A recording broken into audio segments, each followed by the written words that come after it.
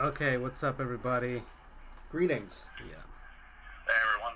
So, Francisco, Charles, Andrew here, Doug by proxy. 10th episode of our Sports Goofs show. We've got some really fun stuff in store for today. Just because it is the 10th episode, we wanted to make it really special.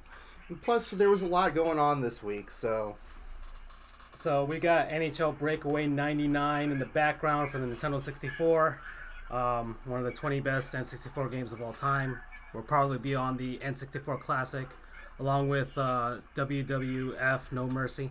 Is that right, everyone? Yeah. Okay. We've got lots of games on tap tonight. 2 NHL games, 12 NBA games, the DXL Frisco Bowl. What does DXL do? I don't know. Ooh, I have to look that one up. Yeah, you look that up, Andrew. It's between the San Diego State Aztecs and the Ohio, what are they, Bobcats? Yep, correct. Okay. Very nice. All right, so I've already gotten the weird college team names out of the way. Did you do San Diego State? The Aztecs. Yep. Okay. I was paying more attention to what is DXL. And they're playing at the Toyota Stadium, which is the home of the FC Dallas of the MLS. And the FCS Championship. That's Division 1AA, the division below major college football. Okay. I did not know that at all, so some more trivia there. And DXL is the big and tall clothing company. Oh, okay. That kind of makes sense with all those football players. That is true. They probably have to shop there. Okay, so DXL, they're our non-sponsor of the week. No. They're the sponsor of the Frisco Bowl out in Frisco, Texas. 54 NCAA men's college basketball games, 41 NCAA women's basketball games, so plenty of weird college team names to go and find for Andrew. He's probably going to host that part of this section today. Yep. 7 NBA G League games if you're into that. And 10 American Hockey League games if you're also into that.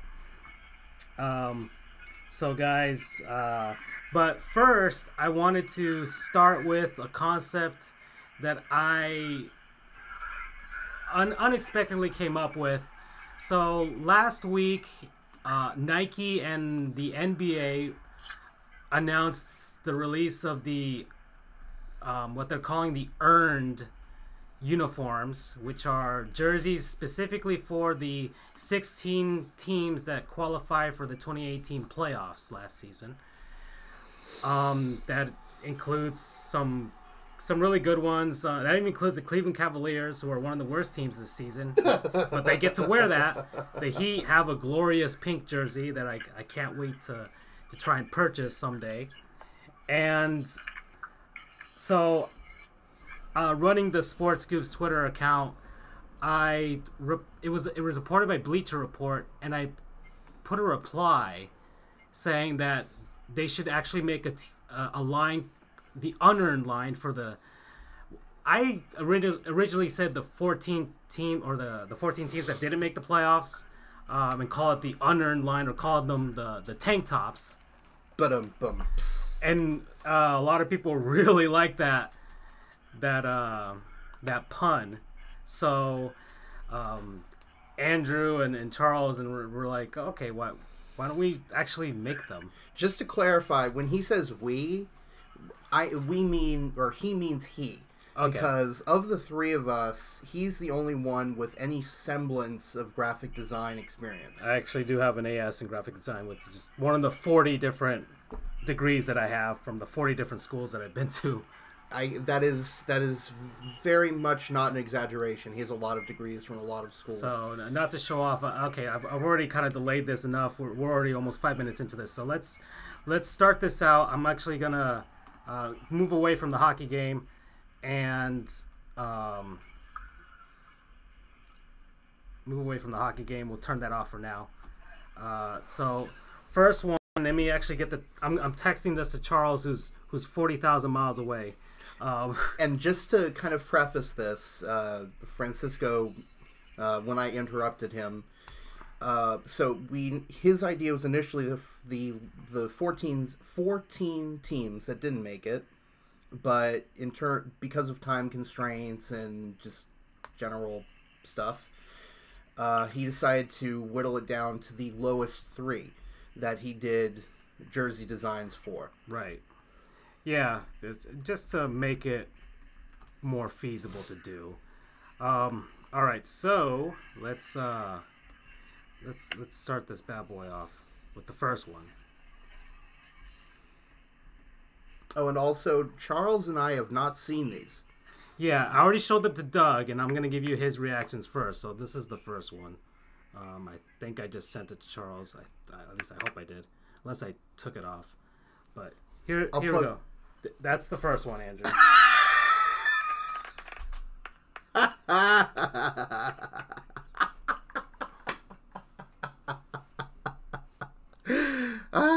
right, Charles, I'm sending to you right now. So I want to get the genuine reaction from you guys. There you go.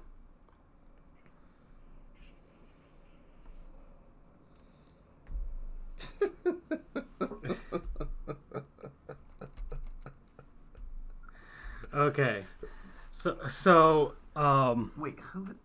What? Who's the sponsor? Well, their sponsor is ShareCare. I don't know what it is. Oh, so you didn't change that? No. I left the sponsors as is because the sponsors need to feel shame for those teams as well. Okay, Charles, did you get it? Yeah, I just got in, and I have to appreciate the fact that you gave me the Heimlich right when my call dropped for some reason. So if that was planned timing or serendipity, I think that was the best thing I've ever seen in my life.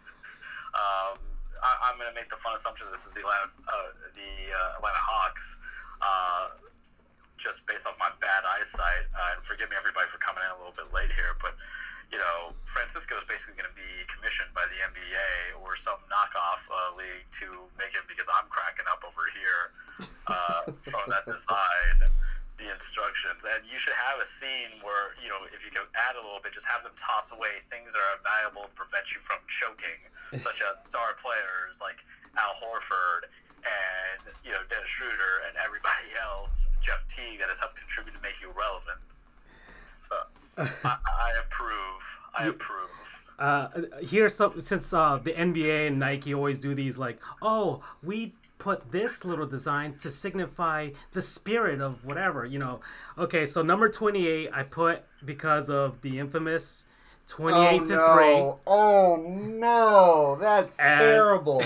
So why not signify the 28 points that the Atlanta Falcons had during the Super Bowl against the Patriots and couldn't move up from that number as they choked away. That is terrible. A surefire win. It's terrible. The Hossa, it's Marion Hossa because of the fact that Atlanta has had 2 NHL franchises fail in their city, which is part of the reason why Atlanta is considered one of the worst sports town in North American pro sports. So Marion Hossa, one of the great players that was on that 2007 Southeast Division Championship team for the Atlanta Thrashers, that had lots of talent, and they wouldn't pay them, so they had to break up the team. So Marion Hossa, that's the player that I put there. I decided to have instructions for the Heimlich maneuver because it's Atlanta pro sports. And kudos. Except for the Atlanta FC, which just won the MLS championship. But kudos for putting the Pac-Man logo where the person's head is. I was like, man, what could I do that signifies Atlanta? Choking. But what's choking? Like, do I just do something about the Falcons? Oh, why not the Heimlich maneuver? So that when the players see that they're choking, they at least know what to do. And I just appreciate that it kind of hits to both of the sports that they try to tell everybody is important there, basketball and football. Because you look at the angle, I think of it as the Atlanta Hawks angle, and then I'm thinking, okay, maybe it could be the Falcons angle. And then now when you get the whole thing, going to the 28-3, going into the sports aspect, the choking, I'm like, it's satire at its finest. Okay, and so that's That's so now let me get you Doug's actual review for this. Okay. Just when the Hawks look like they take a step forward a couple of years back, they take 2 steps back. Trading away Doncic for Trae Young was absolutely ridiculous. Trae Young had a horrible end to his career at Oklahoma, and that inefficiency has carried over into his pro career so far. It's way too early to close the book on Trae, but he lost all steam he had built last year in college by the end of the season. Meanwhile, Doncic was widely talked about for years, a teenager with such a refined game playing in a league with grown men. It was a toss-up until the draft day as to who should be the first overall pick, DeAndre Ayton or Luka Doncic. The Hawks screwed themselves out of a potential superstar. So the Heimlich jersey is a perfect fit, and Hosa is a nice touch. I know you couldn't resist. All right. So that's the first one. Oh boy! I believe that one's the best one out of all of them, but it's just because it's so far out of it. Well, it's because they were the number 3 pick, and they traded away to the Dallas Mavericks because Doncic is now hitting it up for the Mavs. So now let me move on. Ah, crap! That's not what I wanted to do. Hey, can you guys hear me? Yeah, I can hear you. Yeah, we're good. Okay, so let me see if I can do this. Crap. Give me 1 second, guys. I'm gonna try and see if this thing can move on to the next one. We have 5 people right now on. Okay, there it is. There's the next one. Okay, so so this one is the ref, as I call it, for the Sacramento Kings. Oh. Okay, I'm gonna have to explain this one for you guys. Okay, so the 2002 Western Conference Finals between the Sacramento Kings and the Los Angeles Lakers was probably one of the most controversial series of all time. I think there was just an SB Nation video on that, right? Yeah, I mean there's a lot of controversy behind this. So I'm actually sending this to Charles right now so I can get his reaction too, because he'll probably have some things to say about it. So I decided that because of this, I would let Kings fans know, relive that pain, because if they're gonna be tanking all this time. And it's perfect because Vlade Divac is their GM, so he gets to relive the pain as well. So it's called The Ref. It's based on the referee uniforms during that series. It's the same colors. It's the Sacramento Kings SAC logo or script in place of the NBA logo. It's Delaney, which was one of the refs in that infamous Game 6 where it seemed like they were just handing the Lakers free throws, and that's it. So what do you guys think? I mean, I like it. I like it too. I mean, I think I'd appreciate it more if I was more of an NBA fan, but it is still funny now that I know the backstory to it a bit. I mean, I like it just because the Sacramento Kings have just been rotting in the pits of hell for such a long time. And you have mentioned it earlier from Doug by proxy of, 1 step forward, 2 steps back. I think that's a perfect way to describe them. And that's the thing when you find a lot about Kings fans or Kings management. They're always focusing too much on the glory days. And you're talking about a franchise that has had every step away of an opportunity to at least be in contention in the playoffs, at least get through the playoffs, but bad management, signing old players. I don't know if Vlad, it's to be determined if he's even going to take them to where they got to go, but, is that the vision that you want for a city and an organization that has just been muck in mediocrity for such a long time? And it's simple. I like the ref design. It's a big, punch in the gut for them. And for a minute, I thought it was the Orlando Magic because it looked like they're. That's what I thought. They're pinstripes. And then I saw the SAC. I'm like, oh yeah, I know where we're going with this. I got a good chuckle out of it because, ironically, the Kings are in contention this year to at least make the playoffs, and a lot of people are shocked. So maybe this is the kick in the butt that they needed. All right. Bye, Francisco. All right, so this is Doug's review. That's quite a painful reminder for the Kings, as it's anyone's guess as to when they will ever make it that far again. It's one thing to lose through your own shortcomings. It's another to lose due to the powers you cannot control.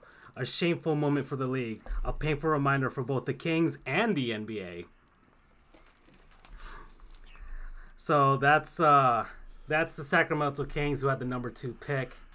And finally, we're gonna end. Maybe this one is the best one. Maybe it really is the best one. Drum roll. There it is, the Greta. It's for the Phoenix Suns. Oh, you took my suggestion. I told you. Thank you. So yeah, Andrew did have some hand in this design. So let me actually send this to good old Charles here. Thank you so much. I knew it would come out. He's well. really happy with this one. So there we go. All right, Charles. That's I resent it to Doug. Whoops. Yeah, completely planned. Andrew, go ahead. Say what you think.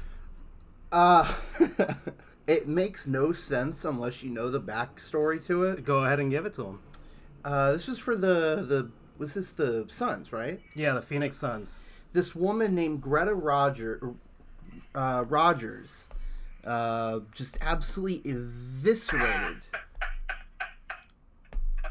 I'm sorry, laughing between. Go ahead. Just absolutely eviscerated the owner of the Suns, I think it was the mayor of Glendale? Is that where they are?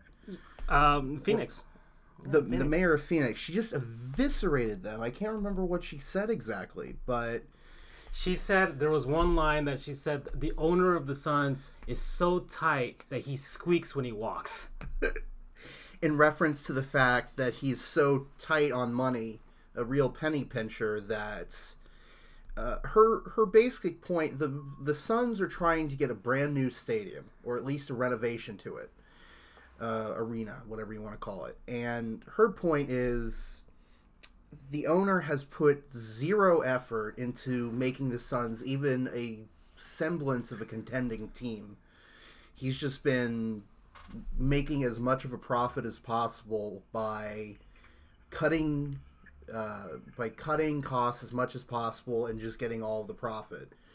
Her point is, why should we fund this renovation if you're just going to keep treating us like crap and holding the city hostage, basically, because per usual the owner said, if you don't give us a renovation, we're going to leave.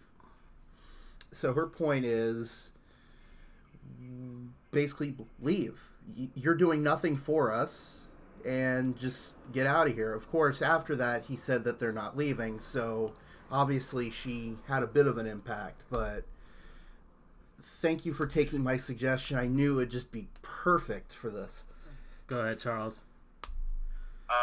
I feel like this woman also should speak to your sensibility, Francisco, as a Miami Marlins fan, to be, how many times somebody want to tell an owner, stop being so tight budgeted and make excuses and have the city or the state do things for you or the county do things for you and actually show that you want to be here.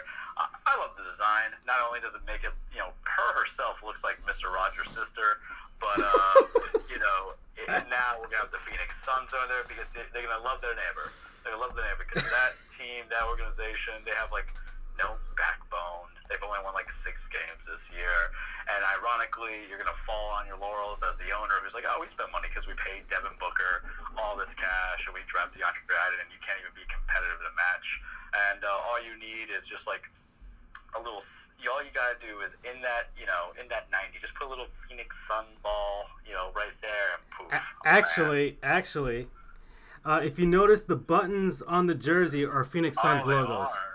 Then you know what you should do is just put Charles Barkley's face. He's the only guy who's kind of somewhat defending them, somewhat commenting on them. To quote him, they're just terrible, man. Terrible. Terrible. You got to pronounce it right. It's terrible. Terrible. I'm not as gifted as him in the art of English and articulation, but I love it. Yeah. So yeah, the design is basically what she wore to that city meeting. Red and black. It works for the Suns. The Suns, red and black, gold. PayPal's logo is on there because they need to feel shame as well for sponsoring the Phoenix Suns. Nike as well for providing equipment to the Phoenix Suns. The NBA for having the Phoenix Suns as a franchise. And then, of course, the Suns themselves with all those logos. I just realized the irony of having this team be sponsored by PayPal. And yet they can't pay for their own arena. That is delicious irony right there. Yeah. Right, let's hear what Mr. Solar has to say. It's actually funny that you kind of said, Charles said about the sensibilities as a Marlins fans, because this is Doug's review. I wish the Marlins had a Greta when the ballpark deal got approved. She's amazing and perfectly made her point. I could go off on a whole different tangent on subsidies, but I won't. It's a broken system. This jersey is A++. One suggestion. We make the players wear wigs as well. The ultimate shame. Yeah. So that's it. I really hope that we can bring Doug in live at some point because he's lots of fun to be with. So those are the tank tops, as I call them. Yeah, as far as the whole thing with Phoenix, I kind of just want to comment on it. They're grandstanding with like, oh, we're gonna move to Seattle. Honestly, if I was Seattle, because they're renovating the Key Arena to accommodate the new NHL team, and likely the NBA will follow afterwards. If I was Seattle, I would not even offer a lease to the Suns if they're making that threat. Because that's how they lost their team.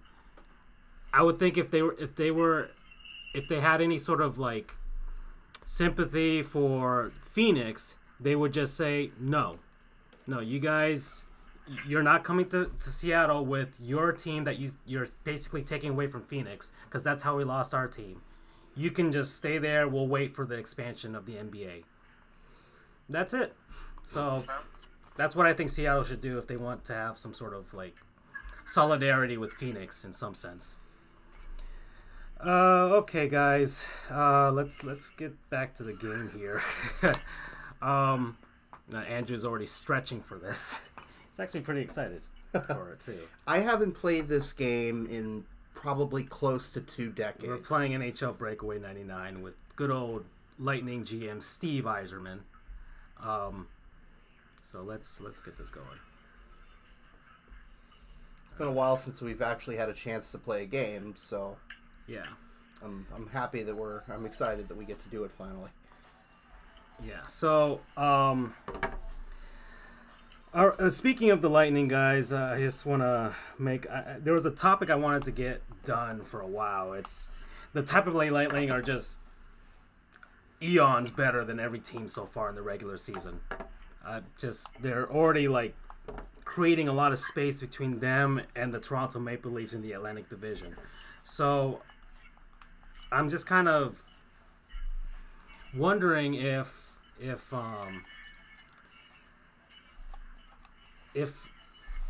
this is the year finally for the Lightning. Like, they've been so good for the last 4 seasons, let's say, and yet somehow, some way, they always find a way to kind of just mess it up. And for me, it's can you? Oh wait, how come we're both controlling the same guy? Okay. And for me, this is probably the best team that they've had so far in this run. And even though they made the Stanley Cup final in 2015, this is the best they've had. They actually have a great young goaltender. They've got Kucherov. They got Stamkos. They've got all these guys. Is it time? Is it really time?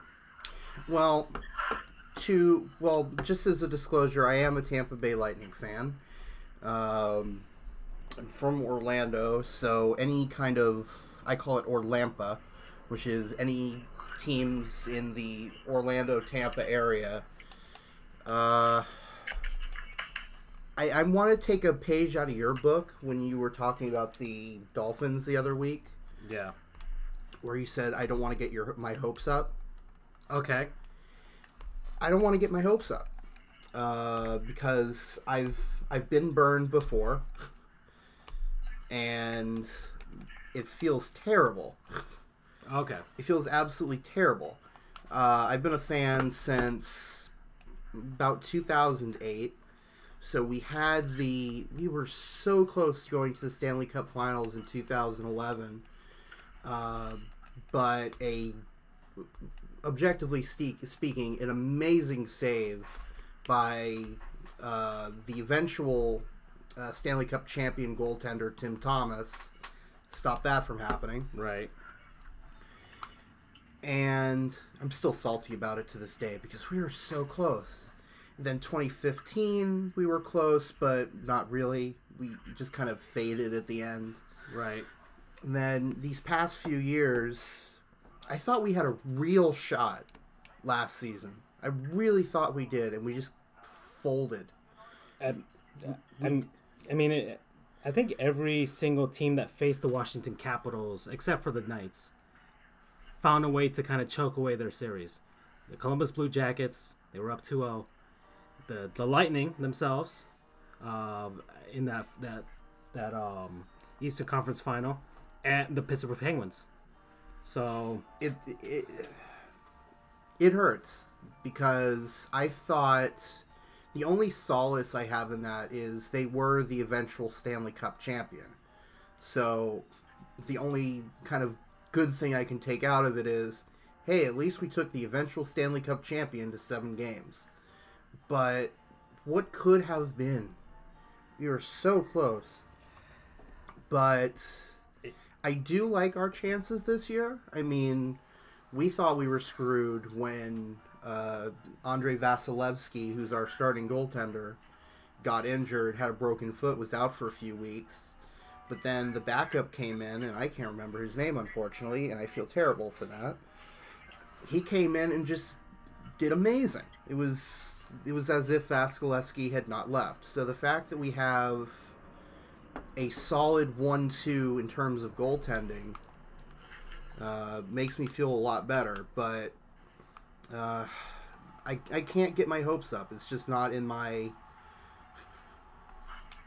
It's not in my system because we've been so close and yet so far each time.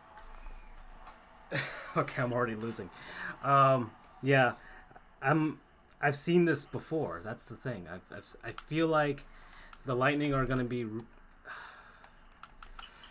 The Stanley Cup playoffs are so different than any other absolutely playoff that in the NBA, like, if you're the number one team, it's easy. You're most likely going to be there at the end. The Warriors are the Warriors. The Lightning, I could see the Washington Capitals going back to Tampa and taking the series. Especially now that they have the experience of actually winning the whole darn thing. So, I don't know. I don't think it's as surefire as I'm pretty sure a lot of Lightning fans are like you. They're just like, maybe as Charles said, tread lightly. Yeah, I'm going to chime in on that one real quickly. I mean, I know you said that hockey's hard when it comes to playoffs. You know, you brought up the Warriors, and the Warriors are always there. But sometimes hockey, you know, this is me and my peasant knowledge from what I've seen just getting to the Stanley Cup. You do see the Stanley Cup. You do see a lot of familiar names in there, like the LA Kings and Detroit Red Wings. You don't know if Tampa Bay's built like that. You know, I mean, it's good that you're the best right now. It might help you out come the seeding, but it's still a long season, and the fatigue comes in if you get any injuries or if you just get outmatched against an opponent you never played that often.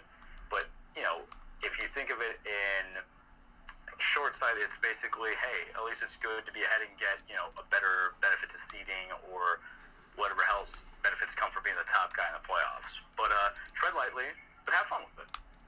It's just that NHL is so based on luck because of the fact that just the puck can go any single place from every shot that it's... There was actually a video done, I forget how long ago, but it talked about how some sports appear more random than others in terms of who would win. And I think hockey was among, if not the most random. Yeah, it is. Okay. So... that was an own goal. How did that happen? I don't even know. I do not even know how that happened. Hey, I'll take it. Okay, so that's NHL talk. All right, guys. College football. Oh, no, actually, no. I want to go to NFL. Actually, so the Dolphins are actually. Let me put this on. All right, guys. The Miami Dolphins are terrible. Okay. Hold on. Oh, is this whatever? The Miami Dolphins are terrible. The Minnesota Vikings did all sorts of bad things to them in that first quarter. It was 21-0. They actually got the score to 21-17 at some point. So kudos on the Dolphins for that. But then the Vikings were like, all right, that's enough of that. Dalvin Cook ran for 4 billion yards. Minnesota fired their offensive coordinator the week prior. And they decided to just use Dalvin Cook the entire game. And it worked for them. I don't know why they didn't use him before. Because he's one of their best players. And it worked for them. Minnesota's still got some semblance of a chance. Actually, I think they were eliminated.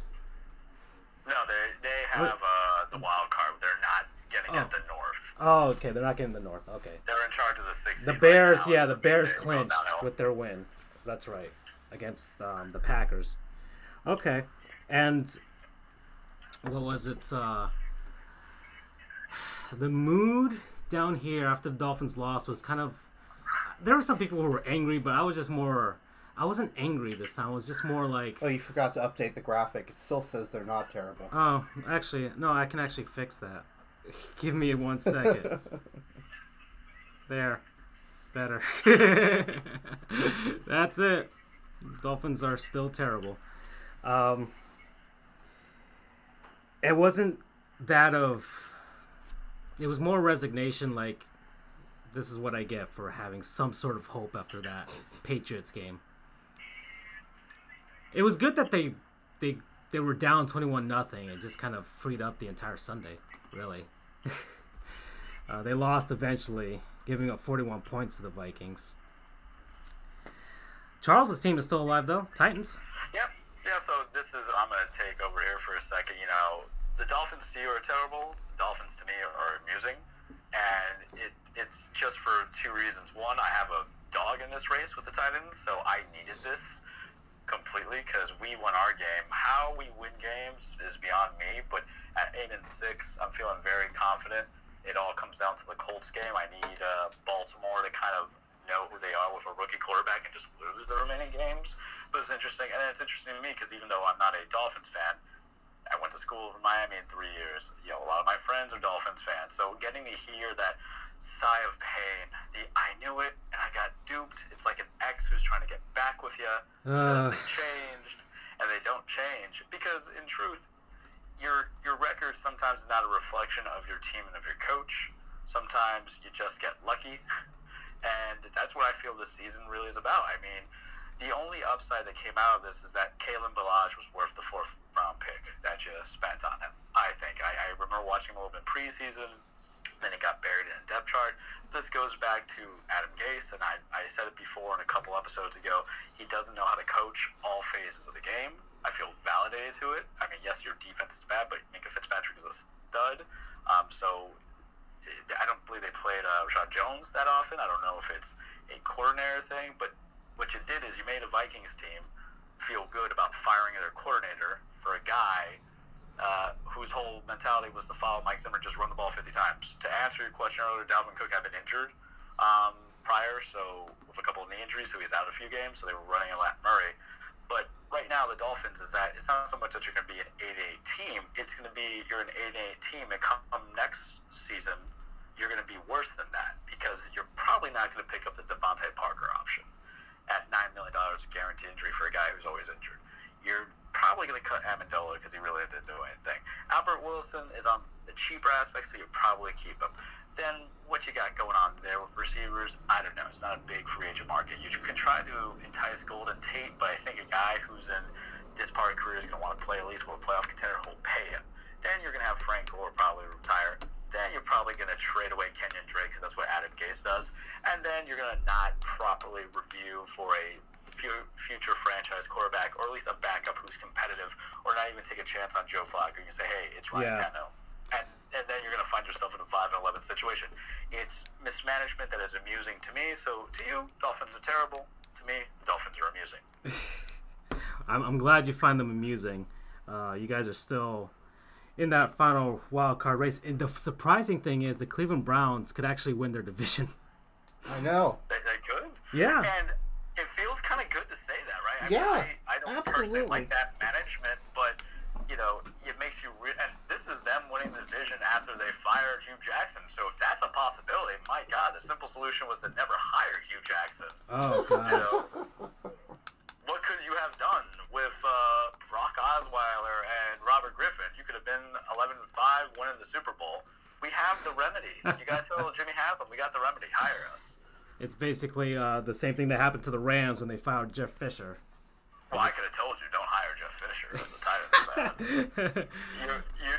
That comment of your record is a reflection of your team, and sometimes it isn't. It's definitely true. But the guy for the longest time was like a cockroach in football. He could just survive a nuclear explosion. I mean, good coach, not fantastic to get. I think the game just passed him by. Yeah, that's true. Or maybe he just caught lightning in a bottle with the Titans for that 1 yard short season. So, okay. Actually, this is part of a new segment that I wanted to get to because I want to transition to something here. Actually, before we do that, so let me get this. It's called "Where in the Sports World is Doug?" Since one of our colleagues on this show is Doug, who's always seems to be out somewhere, so I'm creating him as a Carmen Sandiego type of character. Well, we have to guess where the heck he is in the sports world. So I'm doing the first quiz, I guess today because I just thought of it. All right, guys. So I'm gonna give you clues, facts, whatever about a place in the sports world, or a city or whatever, and you guys have to guess where it's at. Okay? Shoot. So Okay. First clue. If you guys get it fast, whatever, it's actually transitioning to our segments here. This city gets sunshine 302 days per year on average, giving the city 83% of daylight hours. Somewhere in Arizona, right? Nope, not Arizona. New Mexico. Not New Mexico. Nevada? Actually, not in Nevada either. Are we anywhere close? Are we in the right continent? I'll give you're in the United States of America, so I'll give you that. Okay. All right. So next one. Is this the same city? What? Is this the same place? No, it's all the same place. It's all the Okay. same place. So, okay. All right. So now, this is in 1931. It was the home of the first large hotel built by Hilton, the actual founder of Hilton.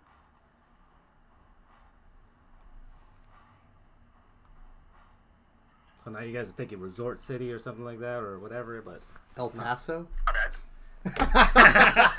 yes, it's good old El Paso, Texas. It had to be the first one. It had to be the first one in this thing. So Doug Solar, since you got it so quickly, Doug Solar is enjoying a stay in beautiful El Paso, Texas. Okay, it's home of the University of Texas El Paso, home of the Miners. Okay, El Paso is closer to 4 capital cities of other states.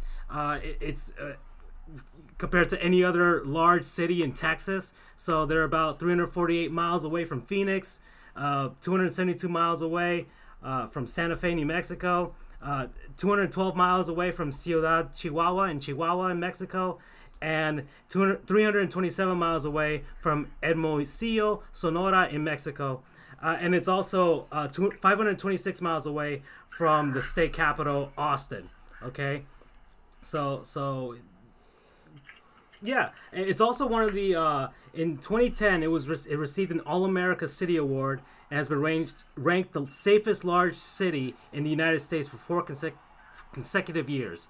Okay, so El Paso, Texas is really safe to be at. Doug is so we all know that Doug is safe and that he's enjoying good old El Paso. And the Sun Bowl on December 31st. Speaking of the Sun Bowl, because it's one of the topics I want to get to, because we're getting to college football now. Okay, so I'm gonna move this away from our game. Okay, so I get this feeling that Doug is gonna end up moving to El Paso at some point. I don't know why, but sure. So the Sun Bowl is December 31st between the Stanford Cardinal and the Pittsburgh Panthers. Running back Bryce Love of Stanford has decided not to play in the Sun Bowl to save himself for the NFL draft. So, guys, I posit this question. How awful of a person is he for not playing in El Paso? Ooh, let me see if I can bring in my Stanford friend on this one. I'm curious what he'd have to say. For people who love El Paso, they're very insulted. Yeah. So the reasoning is, look, he signs with any team in the NFL, he's instantly going to be a millionaire. I mean, but isn't that just the practices of how they've been doing it for a couple years? You had a lot of big-name football players who didn't want to run the risk of injury, especially in a competitive bowl. I think Leonard Fournette did it. It's usually a lot of running backs. Because you got to think, Bryce Love in Stanford was the offense. There's a lot of wear and tear in those mileage that comes there. So they're looking at their future investments. And, you see how taking care of their body, preserving their body, not putting them in games that, for lack of a better word, are meaningless to them as an individual. This is them taking the school us mentality away, and they're taking care of themselves. And I get it. I don't like it. But, I would probably do the same thing if I knew I was going to be a guaranteed. I think he had a bad year this year, so his draft stock might drop a little bit. It's always kind of difficult saying, hey, let's get a running back in the top 5, 10. You don't get that often. Zeke Elliott and Leonard Fournette were 2 exceptions to that rule. But if he's going to get in the back end of the draft, 15 onward, or even the second round, he's going to be making some money. So, awful person to the school. Best in self-interest, I would do it too. So good on him. Plus, it's the norm. It's not like he's the first person to ever do this. Andrew? It's tough. I see both sides of the argument. On the one hand, a player commits. Oh, let's get BU in here real quick. Considering bowls are basically postseason exhibitions, sitting out a bowl to prep for the NFL draft makes sense to me. I see that point. I agree.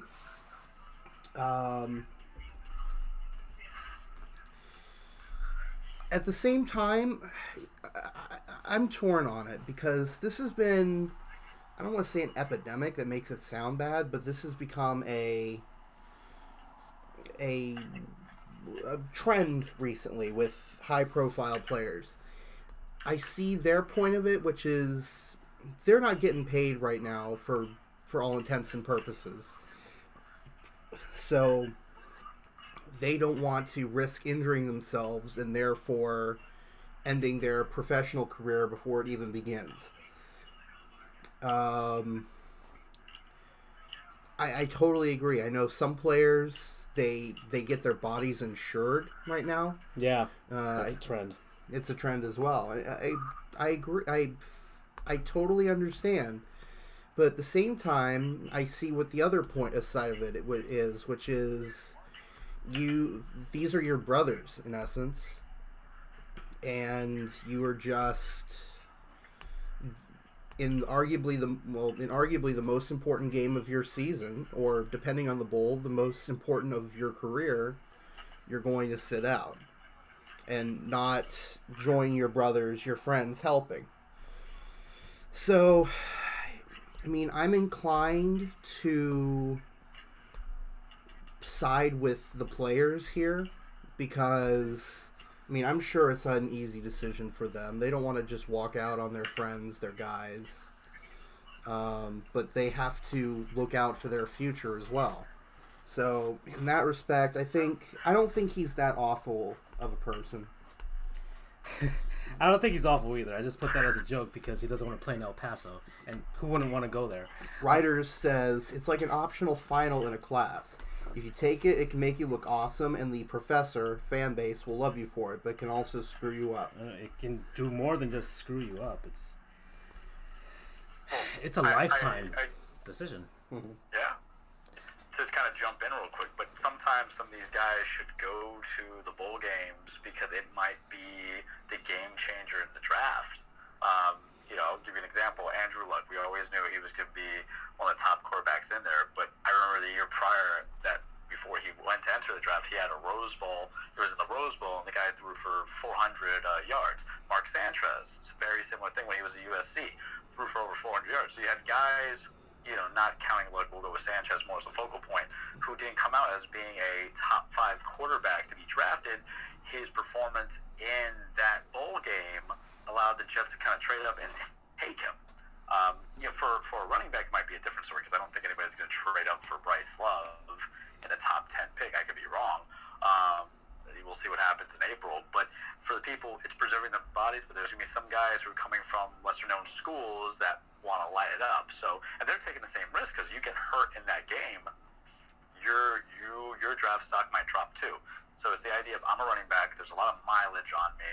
Is this really playing this game, getting 30 totes throughout the whole game, going to help improve my stock by not just 1 or 2 draft picks? If we're talking about vaulting to like 5 more picks up, or is it going to cause me to bust my knee, bust my ankle, not get drafted, have to be going through a supplemental draft or whatever? Well, my opinion is I'm actually on his side for many reasons. One of them is I don't feel that it's just my opinion as far as the fact that college players don't get paid, and I'm of the opinion that they should. I see no reason to be loyal to the school at this point. I mean, you've got your quote-unquote education, but at this point, what's this one last game? I'm sure if this was a more high-profile bowl game, to Charles's point a little bit, that if this, there are more eyeballs on him for that as far as the draft is concerned. So if this was, let's say, the Rose Bowl, I'm pretty sure he wouldn't have skipped this game out. But because it's the Sun Bowl, and even though El Paso is beautiful, it's not as high-profile of a game as others, I can see the point of sitting that one out. Also, he is a running back. And running backs, especially in the NFL, they don't last very long. And I'll add to that, I forgot to mention, he was very dinged up last year in his bowl game. Yeah. So he already has a history of injury. So I can absolutely see why he would jump, why he would skip. And NFL teams some people made the argument, NFL teams will question his commitment, his loyalty. NFL teams don't really care, okay? Yeah, they like the younger the better. If the Dolphins ever said that, they would be part of that "the Dolphins are terrible" segment once again. They wouldn't draft the guy just because he didn't play in his bowl game. That'd be another stupid decision by the Dolphins. If this was a running back that they could draft or whatever. It's trying to collect my thoughts again because I'm getting a little angry. I don't see any loyalty to the school. If, let's say, Manny Diaz, the same thing, maybe it's a bit of a tangent, but he's a coach that went off to Temple, and now he's leaving his players that he coached up in to the number one defense in the country. What loyalty he's not showing any loyalty to the school there. So why should a player show loyalty to the school as well? I mean, if he's going to do it for his own, yes, selfish reasons, but very smart reasons for his future, then why not? Manny Diaz, the same thing. Look, he's going to be a head coach in college football. It's at Temple. It's not as high profile of a school, but it's still Temple. It's still a D1 college football program. And let me go and make better prospects for my future. Let's see what Mikey has to say here. I don't see it as a loyalty thing. Players can choose to continue college football while they still can. It's something they want to get again in their lives.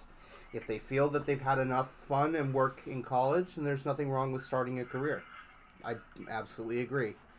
And that's for some players, though. The players that know that they're not gonna make it, I think. I mean, if I was if you guys were sitting at $1 million right now, and all it took was for whatever part of your career was to not have something horribly go wrong, like if Charles, we all got JDs, we're all in the legal field. Mm-hmm. Let's say tomorrow we have a volunteer thing, but it required us to do something to our brains that could incapacitate us in some sense. What would you do it if the next day you knew that you were signing a contract for $1 million that required you to use your legal knowledge? I wouldn't. I wouldn't. So I say the same thing for the players.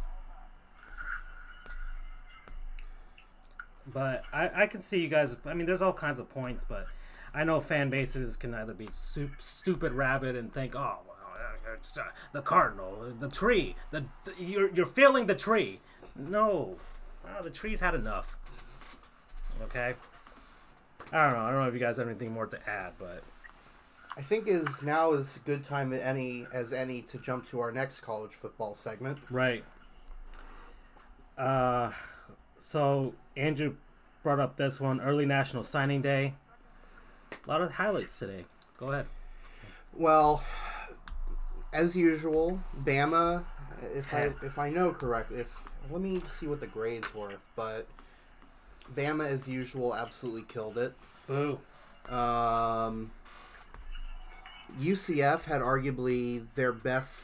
Woo woo, Rider of the Sun.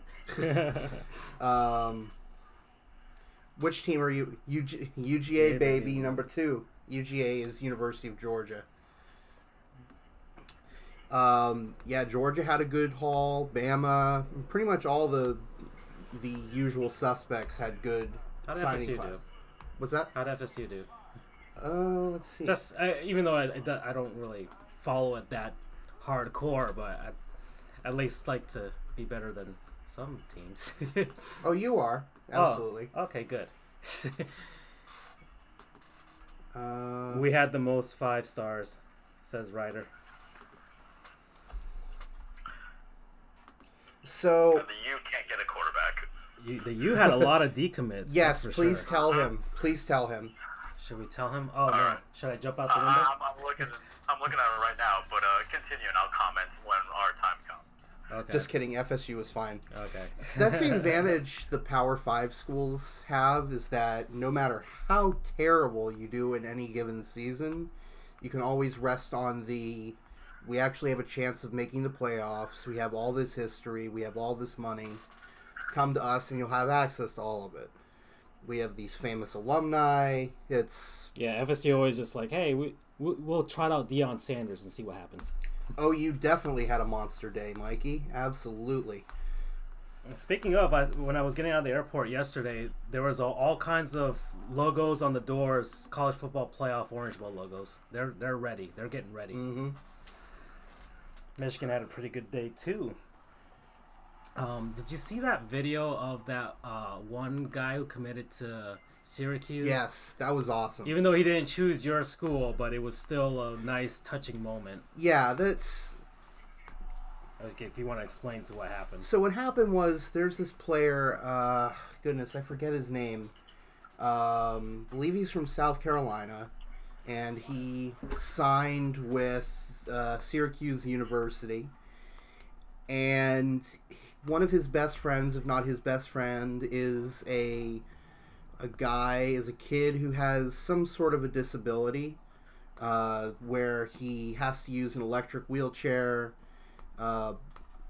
and he has trouble speaking, things like that.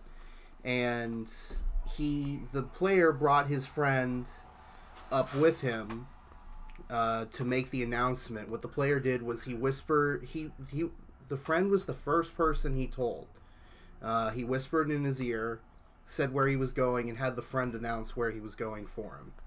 That was a really cool moment. I thought that's a true friend right there that doesn't care what kind of a disability you have, how you look. You just care for them as a person. So I thought that was really cool. Yeah, we got a lot of people commenting here. We got Mikey. Yeah, they stole a 5-star from Bama, Michigan, and then stole him back. He flipped from Michigan to Bama earlier. Okay. Yeah. I think the rumor with that is that the prospect committed back, but they kind of got the feeling that Harbaugh wasn't going to jump ship to the pros, which is, that's a leap of faith, because I think if Adam Gase is fired, that's the rumor. Yeah. That Jim Harbaugh, he's obviously a Michigan dude, playing there, now the head coach. Stephen Ross, owner of the Miami Dolphins, also a Michigan dude who's thrown a stupid amount of money to Michigan and a stupid amount of money at the Dolphins, but never seems to work out. And after that loss, I know we're getting off a more Dolphins are terrible tangent here. Actually, let me go back to it. After that loss, it looked like Stephen Ross was pondering. It seemed like he's a bit peeved and a bit steamed. There might be some big wholesale changes going on for the LOL fans, but all right, so enough of the Dolphins tangent. And then I think Georgia also took another commitment from Bama. So it's kind of weird how all this can happen and Bama's still going to be in the perennial hunt. And it goes to show that being some of the best in college football programming is just being a good recruiter, unlike the University of Miami and Mark Richt, who just can't even get a quarterback. But I digress. Yeah, what the heck happened, dude? Sheesh. From what I'm seeing in the updates, we're losing one 4-star prospect, and then we're going to lose out on our own freshman quarterback. And the problem is Rozier and N'Kosi Perry don't cut it out. So it's kind of just seeing we hit the peak real quickly with the program with Mark Richt, and now the valleys come real fast, and there's no brakes on this disaster course. But we accept it, right? Yeah. Let me actually. What's going on tonight? Any big games on tonight? Well, you got the bowl game. Well, has it started or is it? Yeah, it started at 8. Okay. Or started at 7. Okay. Who's winning? You can check. Yeah. Anyone else want to add in anything about National Signing Day? I guess I'll talk from Texas didn't have a good day. He. I was just in Texas. I was good at good old UTSA. San Antonio. What are they? The Jackrabbits or something? I don't know. Who are they? University of Texas San Antonio. What team are they? Roadrunners. Roadrunners. Oh, okay. Meet. All right. Here's the rankings. Full rankings. There we go. From 24/7 Sports. Alabama was number 1. Florida State was 14. Oh, they start at 8. So the game hasn't started yet. Okay. So. I think UCF was 57, which is among the highest for us. That was pretty good. Pac-12 didn't do so good, according to Ryder. Outside of Oregon and Washington. Florida State's basketball's playing. They're playing North Florida out in Tallahassee.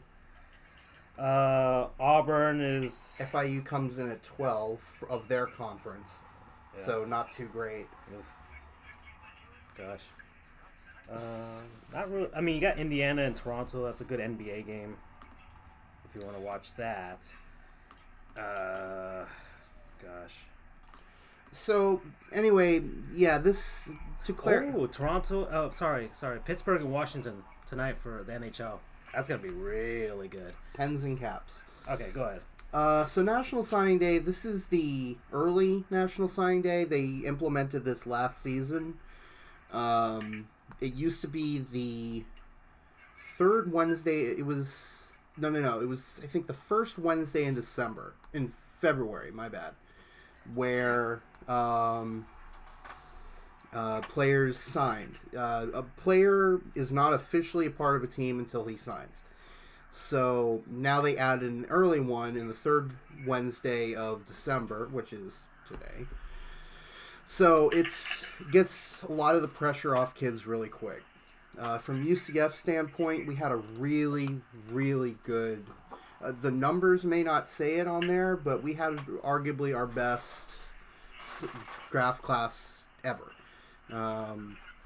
We were able to get a lot of guys away from traditional Power 5 schools. Coincidentally, the quarterback that succeeded Mackenzie Milton at Miliani High School in Hawaii is now coming to play for us. Oh. So we will have 2 Hawaiian quarterbacks from the same school on our team, which is amazing. So overall, it was a great draft class. I'm happy. Pretty much everybody at UCF is happy about what came down. So I can't wait until February to see if anyone else comes, but if this is it right here, it was an amazing class, and I'm happy. Okay.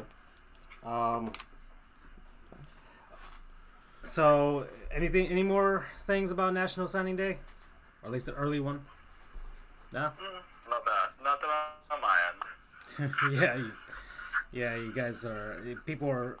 sports radio today for Miami wasn't that happy or keen on what had happened to the Hurricanes.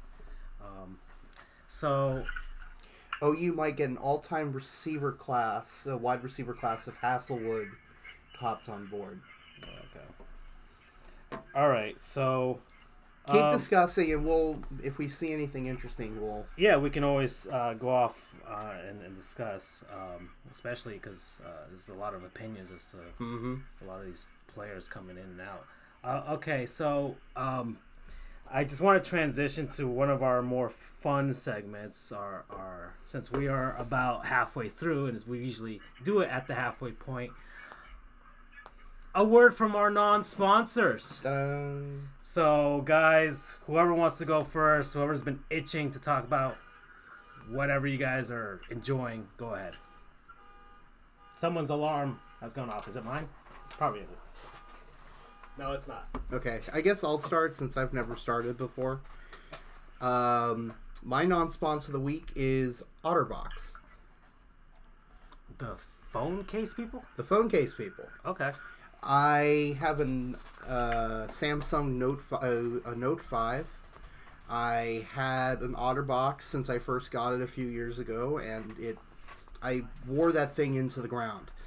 And my phone is quote-unquote so old. What kind of phone do you have? Note 5. I just said it. Oh, sorry. OU jumps to number 6 class in the nation. Sweet. Mikey is having a really fun year. Oh, he is. And you'll remember Mikey. Mikey's the one that goes to California, Irvine. No, you're not late, Shin. You're just in the middle of it. So we talked about National Signing Day, Bryce Love. From Stanford. The Dolphins are still terrible. NFL playoff races. Doug is in El Paso. The Tampa Bay Lightning may or may not get it done this year. Treading lightly. And we shamed the Sacramento Kings, the Atlanta Hawks, and the Phoenix Suns. So, but we're in the middle of our non-sponsors. Andrew's giving some love to OtterBox. Yes. So I wore that thing into the ground. Who knows? Maybe I'll post pictures of it. So it still protected my phone till the very last. And like I said, my phone is so old that they didn't even sell it anymore at Verizon or wherever. So I had to go on Amazon to get it. I just got it in a couple of days ago, and still fantastic. Actually, yeah. Let me see. Hold on. Let me hold that. We're gonna actually do. We should have done one of those like unboxing videos. Yeah. Or something. Okay. All right. My old one was my old one was all black. This one is gray with white. Just shout out to them because I'm a bit of a klutz at times. So I'll go ahead and drop my phone, sometimes in the worst possible way, which is straight down on the screen. No angle at all. Just, that heart attack that you have when that happens. I don't have heart attacks. I really don't, because I mean, of course I check, but I feel confident in knowing that the OtterBox is going to protect my phone from whatever I do to it. Yeah, I have a Spigen or whatever this company is. I don't know. But... Is having an OtterBox overkill? Maybe. I don't think it is, though, because who knows what I'd do to it if I didn't have this. So, to OtterBox, I thank you for... Why risk it? If it breaks, you have to pay, I don't know, $80 to replace the screen, and then you could have bought a $20 protect. How much was that? Well, since it's so old... Yeah. I'm using air quotes when I say old. It was like $15. Okay, $15. But when I first got it, it was in the 50s. Okay. Oh, okay. Well, all right, but it's still $15. When I first got the phone and it was brand new. Okay, but $15 for the case Yeah. now. So rather than paying $80 to fix your screen or buying a whole brand new phone, just buy the frickin' OtterBox. You'll be fine with it. You can throw it. It survives a nuclear attack. Well, maybe not that, but it survives whatever you do to it. Exactly. So and you don't have that sort of heart attack, or as much of a heart attack when it falls down. So and what's the promo code? Promo code is anti-klutz device. Cool. And that's KLUTZ, anti-klutz device. Good thing that you spelled it so I could put it on the description after this. All right, Charles, what you got going? Well, my non-sponsor sponsor is probably the best one you can have for this time of the year. 'Tis the season to be jolly, and I always like to make myself a nice little coquito every now and then. So if I have to go see friends or celebrate holiday parties, you're going to want to get a safe ride home. So Uber and maybe Lyft on the side are my non-sponsor sponsors. You know, in today's day and age, we all in the legal field, but in life, you know, you want to get caught behind the wheel. You don't want to do any damage to your career, to your family. You don't want to get pulled over, lose your life. It's not fun relying on the bus. You know, pay your $5-10 it takes the mileage. Go have your fun, have your drinks, drive responsibly. But if you know you're going to drink and drive, don't drink and drive. Just go and get an Uber and have your drinking. My promo code is Coquito. COQUITO. Coquito. Gosh. You know what's really fun? Uber Eats. I don't know if you guys have used that service. I have. I've used Postmates. Postmates too. I haven't used Uber Eats itself. I've used similar. I used it quite a bit when I was externing at a law office between my second and third years of law school. It was quite handy. You just sit on your butt and have food delivered to you. And not just like the traditional foods. It's anything, it's really. not just pizza. It's you can get Denny's, you can get Burger King, you can get all these little restaurants and stuff that Riders is watching the Frisco Bowl. I don't know about... Okay, well, DXL is the sponsor of the Frisco Bowl, and we actually talked about them earlier. I didn't know what they were until Andrew pointed it out and researched that they are the big and tall chain, and it actually is perfect as a sponsor because all those football players probably need a big and tall store for what they got, for all the regular clothes that they wear. So additional shout out to DXL. Okay, and to Postmates and Uber Eats and Grubhub and DoorDash and all those other food delivery services. So we got Uber.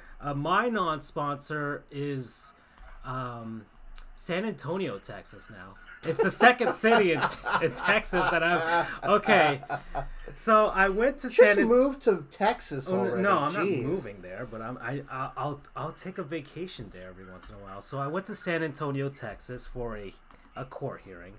But afterwards, I had the entire day all to myself in the city. Last time I went to San Antonio, I had a miserable experience. I don't know, everything just went wrong. I lost my bags at the airport. The people inside the hotel were rude. To this woman, I hate that she's my anti-non-sponsor. Whoever that woman was that in the elevator. And you may or may not know who you are. Yeah, she was very pretty woman, but she was very mean. So I don't like her. She's the anti-non-sponsor, and if she's listening to this, you're a very mean woman.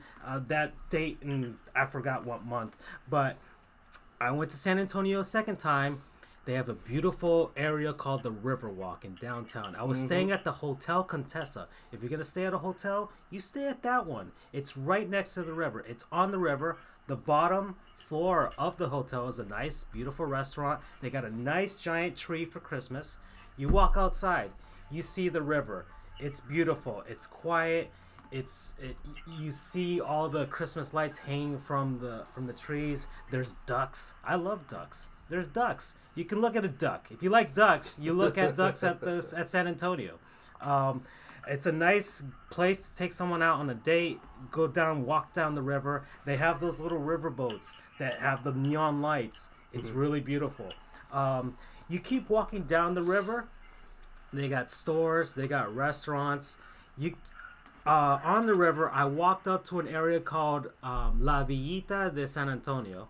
It's a nice little historical village that they restored some of the old buildings there. They have all the plaques and everything, so you can learn about the history of San Antonio. I ate at a Mexican restaurant there. I had a quesadilla. It was really good. Of course, they like their spicy stuff over there. So I had a little bit of salsa there. It was, a Floridian should be able to handle some of that. Keep walking down. I was looking up where the Alamo was. I thought it was like in a place, far out in the city, in the middle of the desert or whatever. No, it's right there, smack dab in downtown. You walk up the river, there's the Alamo. You can see it. You can take pictures with it. It's free to go. They don't charge. You can just look at it. You can go inside. You can pretend you're Davy Crockett and get shot by General Santana if you want. It's all sorts of fun. Okay. It's a great Christmas story. I don't even know if it happened during Christmas, but the Korean store up the road. Okay, San Antonio, great. Shin Godzilla just has his non-sponsor. Shin Godzilla has the Korean store up the road is his non-sponsor. I don't know the name, but they have good stuff. So it's a Korean store in nondescript city. You guys got good stuff. And just kind of as an aside, if anyone wants to know what Francisco was talking about in terms of where he was, watch the movie Miss Congeniality, because a decent portion of the movie takes place in San Antonio, right where he was talking about the Riverwalk, the riverboat, etc. Yeah. So starring Sandra Bullock, right? Mm-hmm. Of the Blind Side fame, Yep. Mikey, shout out to Taco Bell, the best major fast food chain in the country, to which BU disagrees. Lies. Actually, I do enjoy me some Taco Bell every once in a while. It's a guilty pleasure of mine, that's for sure. Taco Bell's very good. It's the only place you can get Mountain Dew Baja Blast. Which I try not to drink at all, but it's there. It's rare. Gosh, every once in a while when I feel like eating something from Taco Bell, but I don't, like, they always come out with something new, right? Mm-hmm. Like the nacho fries or whatever. I always try and I always try to make a healthier version of it by replicating it in some sort of way. So I'll try and figure out the ingredients and be like, okay, there's a way to make this with real meat. And I can fold it in a sort of way to make it look the same. But no, I do like Taco Bell. Surprisingly, when I lost my weight the first time, when I lost like 60 pounds, I ate Taco Bell like almost every day. They're surprisingly one of the healthier fast food establishments, okay? So shout out to you, Taco Bell. You should have sponsored me like Jared. I wouldn't have turned out as a pervert. I'll tell you that much. That took a turn. That did take a turn. Mikey, if we ever get like big and mighty and people know us, we'll definitely put in a good word for you. I've tried everything on the menu. Ask me anything. And ask me anything. We should do that on Reddit. The chalupa box thing is always overcooked. Always. You must have a bad Taco Bell then. Yeah. There's a Taco Bell behind the hotel here at the office. They're all right. The Taco Bell next to my community college in Lake Worth, that was a good Taco Bell, I'll tell you that much. I like that Taco Bell. Shout out to that Taco Bell in particular. Okay, enough about food. So just to wrap it up, our non-sponsors of the day are, for me, Otterbox. Oh, my promo code for San Antonio, because in case you have to pay to go to San Antonio in any sort of way, you use the promo code, you'll get 50% off of your entrance into the city. My promo code is Second Chances, because it was my second time in San Antonio. I actually had a good time. So just condensing, so Otterbox was mine. Charles had, was it Uber? Francisco has the wonderful city of San Antonio. Mikey is Taco Bell. Mikey is Taco Bell. Shin is Checkers / Rallies. And the Korean store down the street. Korean store down the road. And DXL by A, being the only bowl game on tonight, and that's the sponsor, and B, because Riders of the Sun is watching the Frisco Bowl. Speaking of, it is 9:19 in the first so far. Ohio has the ball. Okay. On to other things. So we talked about college football. We talked about NFL, NBA, NHL. Don't know if I want to get into the baseball talk, but if we have time later, I will get to it. But other segment that we have, players we remember to forget or players we forgot to remember. What was it? So I don't know if you guys have one, but I do. You guys want to start? I don't know. We'll just go with yours, I guess. I think you guys always forget to remember the players that we forgot. Right. Mine is, I don't know if you guys will remember him. His name is Tony Banks. The name sounds familiar. And actually, I did come up with one, so I'll let you do yours first and then. Do you remember him, Charles? Yes. Okay. Who do you remember who he played for primarily? Or at least where he started out. But Google will tell me. Okay, well, so according to Wikipedia, his full name is Anthony Lamar Banks. He actually did win a Super Bowl ring. That's not who I thought it was. Okay. He played at Michigan State, so he is a Spartan. He was born in San Diego, California. He was drafted in 1996 in the second round, pick number 42 of the St. Louis Rams. I think the Rams had just made it to St. Louis after moving from LA the first time. He played from 96 to 98. Then he lost out to... who was the backup of Kurt Warner? Was the backup of someone. Trent... gosh. You're Dilfer? thinking Trent Dilfer? No. Not Dilfer, Trent Green, who used to be a former Dolphin. Okay, so then Kurt Warner obviously led the Rams to the Super Bowl victory over Charles's Titans. Was it Tony Banks actually moved on to the Baltimore Ravens, where he actually had a pretty good first season with them, but then he lost his job out to Trent Dilfer, of all people. And you've got to be really bad if you're losing your QB job to Trent Dilfer. After that happened, the Ravens went on a run and won the Super Bowl behind an elite defense, obviously, because, it's Trent Dilfer behind the helm. But one of the things Tony Banks he's kind of haunted by that year, because he felt that he could have won that Super Bowl himself if the Ravens had tailored the offense more to him. His contention was that, he believes that after he was sat for Dilfer, the Ravens and Brian Billick tailored the offense more to Dilfer and ran the ball more.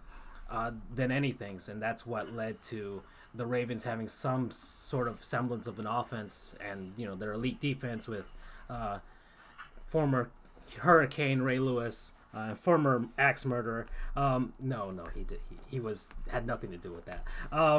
So yeah, and then he moved on to the Dallas Cowboys practice squad. He was picked up by the Washington Redskins in 2001, and ended his career with the Houston Texans. And I think I think he works for the Big Ten Network, because obviously former Spartan. Right.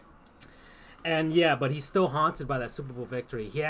It took him 5 years to take out the ring from the box that they handed to him. Why? He felt that he could have won it, if he was behind the helm. I guess he felt like, he was a backup to a guy who was, pretty mediocre as a quarterback in Dilfer, and it's kind of like, it was kind of shameful to him.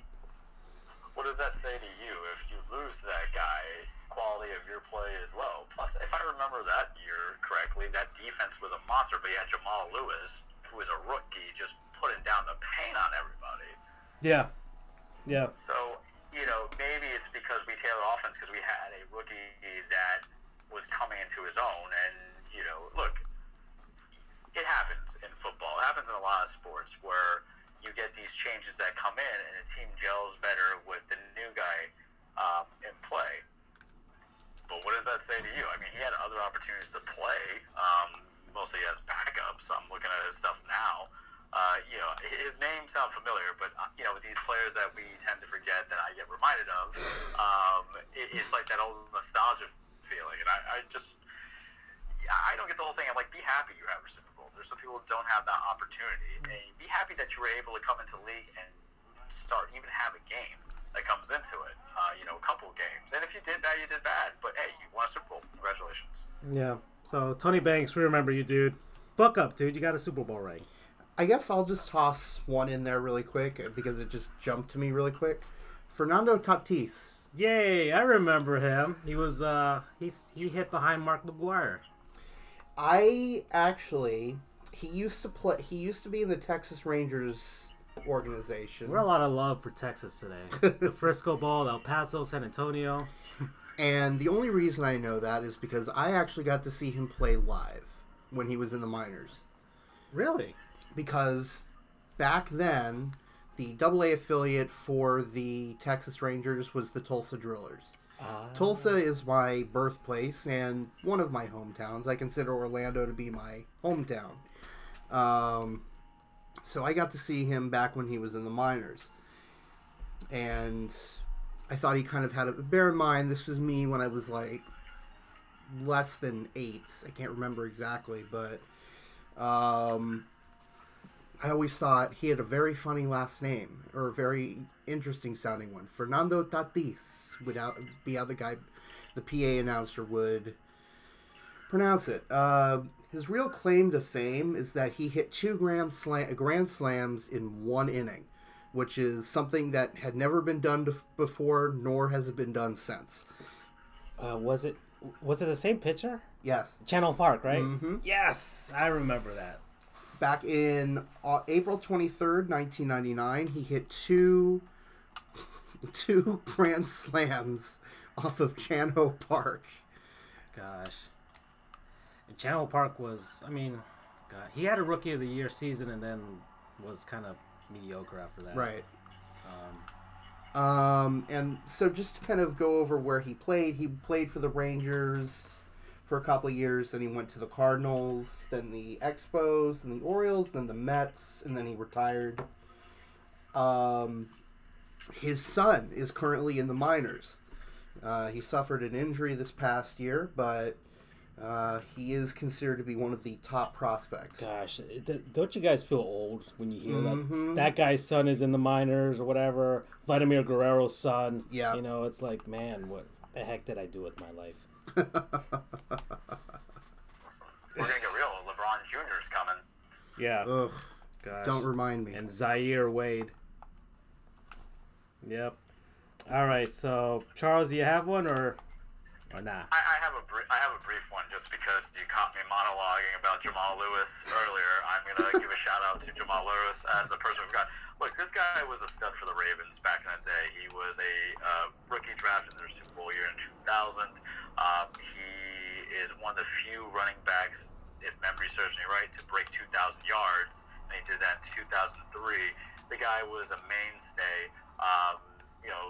His time with Baltimore Ravens was cut short just because of money. I think he was there for 6 years, which is loyalty, but he had a couple highlights in 2003. He had 14 touchdowns, something that was the year he had 2,000 rushing yards. It's very impressive. And after 2006, he went to Cleveland because that's what a lot of divisional rivals do, is they poached the dude who was the best on your team, pay him a little bit more money, and he had some success there. I mean, his final couple years from 2007 to 2009, he had 1,300 yards rushing in that 07 year. 08 was 1,000 yards, and then, of course, for all running backs, because they have a short shelf life, he only had like 500 yards, and that was it. To modern-day stuff, he is talking about suffering post-traumatic effects of concussions from playing football, which is something that you talk about getting old. You're going to see these guys that you saw in your heyday, in their heyday, now becoming a different kind of person because these injuries that they're now finding out. And he is currently the president of Southeast Exhibits and Metro Retail Solutions for Metro Exhibits. Not that I know what that means, but it's going to force me to review it at some point. Does anyone remember Charles Thompson, the guy who sold cocaine to FBI agents? I can't say that I do. No, I don't know either. Care to enlighten us, Mikey? Yeah, the guy who sold Oklahoma quarterback Charles Thompson. Okay. Oh, I gotta look this up. Give me a second. Boomer.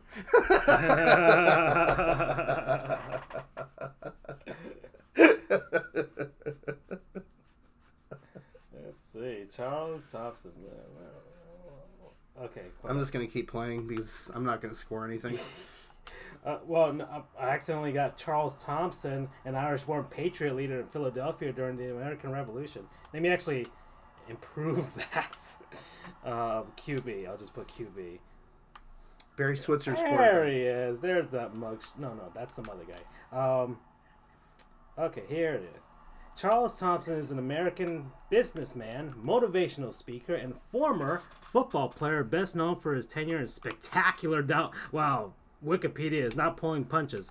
Spectacular downfall as the quarterback of the Oklahoma Sooners. That's the word that they use to describe that. He played in the 1989 Florida Citrus Bowl. The downfall. Arrest. On January 26, 1989, FBI videotaped Thompson selling 17 grams of cocaine for $1,400 to an undercover agent. Yeah, you can't do that. I think that's exactly the statute that says that. It literally says you can't do that. The wiki article is hilarious. Short but informative. On February... Wow, it must have been an OU fan who wrote it then. On February 13th, Thompson was arrested in Norman, Oklahoma, and charged with dealing cocaine. He was released to his mother's custody on February 15th to await trial as Thompson waived his right to a preliminary hearing. In the meantime, the Sooners suspended him from the team. A media frenzy followed the arrest, peaking when a notorious picture of the handcuffed Thompson in a prison jumpsuit appeared on the cover of the February 27, 1989 issue of Sports Illustrated, accompanied by accusations that the Switzer-led Sooners were out of control. Switzer's Sooners had already been under heavy public and media scrutiny before the incidents, as players had been arrested in separate incidents for assault with a deadly weapon and rape. With the national coverage brought by his star quarterback's arrest, Switzer resigned as head coach soon afterwards after leading the team for 16 seasons. Dear Lord, man. This is... We're certainly remembering Charles Thompson right now. Trial in prison. After his trial at federal court, let me just speed this up here. He pleaded guilty, saying he knew what he had done was wrong, took his punishment, plea waived his rights to a jury trial and grand jury consideration for his case. Convicted of one count of conspiracy to distribute cocaine and sentenced to 2 years in prison, and entered a federal prison in Big Spring, Texas. So again with Texas. While in prison, he spoke out on the pressure and vices that can befall big-time college football. And blah, blah, blah, blah, blah. Let's see. Hold on, Mikey. The worst thing the law did to him was put him in a burnt orange jumpsuit. Oh, that is some OSU poking there. OU. Oh, Burnt orange is the University of Texas. but wasn't Oklahoma State also orange? Yes. Okay, but still. But burnt orange is the shade that Texas uses. That's right. Right. That's right. And OSU is more of a bright. With no disrespect to OSU, Texas is definitely the bigger rival. True. Even though they had a pretty good game this season, right? Yeah, they did, absolutely. I remember seeing that game in the pool in Orlando. I was actually cheering for Oklahoma State, so sorry, Mikey. I just wanted to see, the big dog fall. He is currently beginning his what the heck? Oh, his son. I thought he went to school. But his middle son, Casey Thompson, committed to play at the University of Texas on April 13, 2017. Oh, dear Lord. He is currently beginning his freshman year as a Longhorn QB. His third son, Cade Thompson, is currently in high school, and Charles currently resides in OKC. Gosh. Ooh, that's harsh that his son decided to play for Texas. Oh, gosh. Wow. And his oldest son, Kendall Thompson, also played QB at OU before transferring to Utah. Okay. And he was instrumental in Utah's win over number 8 UCLA on October 4, 2014. Okay. And he signed a 3-year contract as a wide receiver for Washington Redskins. Alrighty. Thompson's appearances on the covers of Sports Illustrated are considered a prime example of the SI cover jinx. Okay. Well then. I didn't know there was a cover jinx for SI. I knew Madden, but... Yeah, of course. Yeah, there's an SI cover jinx. Huh. Alright. So, those are our forgotten players. That was very interesting. That took a turn. It really did take a turn. A pretty funny turn and sad at the same time, but but I don't know. I'm sure he's fine now. He's got 3 sons and everything. So, all right. So, what are the things that we got to talk about? So we talked about our forgotten players. We talked about where Doug is, our non-sponsors. The NBA from the tank tops. I mean, there was another NBA topic as far as where the heck Anthony Davis is going to go. But at this point, it's all speculation. But Charles, I know Andrew's not that big of an NBA guy, but I'll get Charles's kind of opinion. I mean, do you think it's more beneficial for the Pelicans to trade him rather than just see if they can sign him to an extension or keep him for free agency? What I like to be, and what I think we do pretty well, is just not be your typical kind of sports media and just speculate and put wood to the fire. I think we're rational people. The solution is simple. The solution is simple. You don't trade Anthony Davis. You fire Alvin Gentry. Oh. You have and I've said it before, and I'll say it again, and maybe it's because I'm just kind of looking at it objectively. You have the talent there. He can get the max amount of money. They have good players in Drew Holiday and Nikola Mirotic. You have a deepish kind of bench with Elfrid Payton if he comes back. They rely on him a little bit too much for my liking, but that happens. And then they have Julius Randle, who they have a decent contract with. You have a team to be competitive. They were dominating. Yes, Anthony Davis is going to be the lead guy on your team. There might be concern of wear and tear, but let's be real. Whether he's going to Los Angeles Lakers or if he's traded to the Utah Jazz or the Atlanta Hawks or wherever he goes, he's always going to be the forefront guy. He's been one of the best players in years. He's always kind of in that contention of being an NBA frontrunner for MVP. And if he can't succeed, it's not because of the team that you're not building. Granted, they don't have all the shooters the way other teams in the West do, but I would point to the coach. Right now the record is 15-16. They start off strong, I believe, winning 4 in a row, 5 in a row, and it just went downhill. Alvin Gentry's not having them play hard, play competitively. Yes, they've been kind of killed a little bit with some of the injuries, but next man up, right? Davis isn't injured. That's the whole thing. Yeah. He's the one that's not injured. You can get away with it for so long, but I think that's the common sense solution, because you can trade him to the Lakers, but how does that? What are you getting back? Okay, maybe you want Kyle Kuzma. Okay, you got a bit of a shooter. Josh Hart, maybe a shooter. You don't want Lonzo, because Lonzo Ball is Elfrid Payton.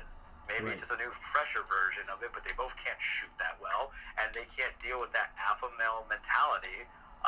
And really, aren't you putting yourself in dire straits? Because if you can get these young guys who needed LeBron to elevate their game, and you're going to take that back, who are you going to put in there as a vet? And Davis is still pretty young. I mean, I don't have his age in front of me right now, but I believe he's only 27. So, before I continue that talk, I just want to get his age right. He's 25, guys. I mean, Yeah. Who is this, Anthony Davis? Yeah, Anthony Davis. Jeez. yeah. Wow. He came in when he was 19 or 20, and he's been a stud since. I think you convince him. This is a guy who's well liked. He doesn't really do anything wrong. His game always excels.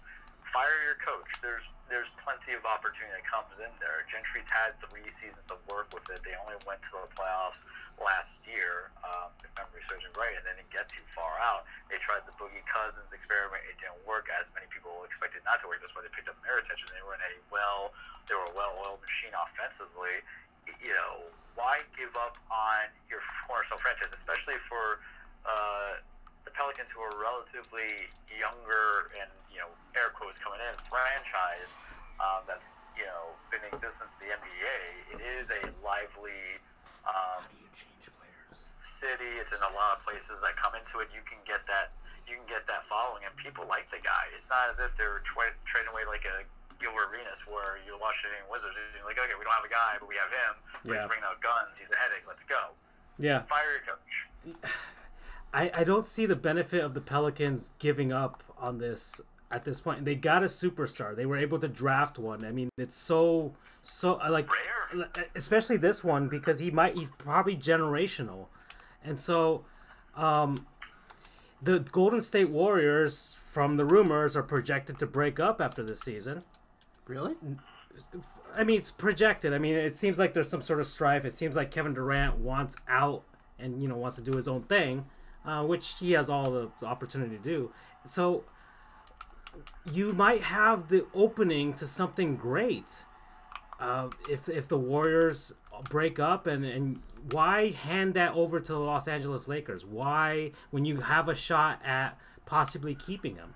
So just show him that you can surround him with a good team, or have a good coach, hire a really good coach, and see if you can entice him to sign an extension or whatever. And he's going to get paid more with the Pelicans because of the way the CBA was created, so that these teams could keep these guys, rather than all of them deciding to go off to LA or to all these super teams or whatever.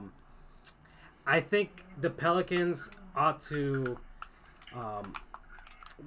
keep it for now, and see what you can do in the off season, or maybe see if you can do this season, and maybe there's some sort of hope. Maybe they might go on some sort of a run if that's the case, and then look at what happens to the Warriors. If the Warriors break up, then it completely frees up the Western Conference.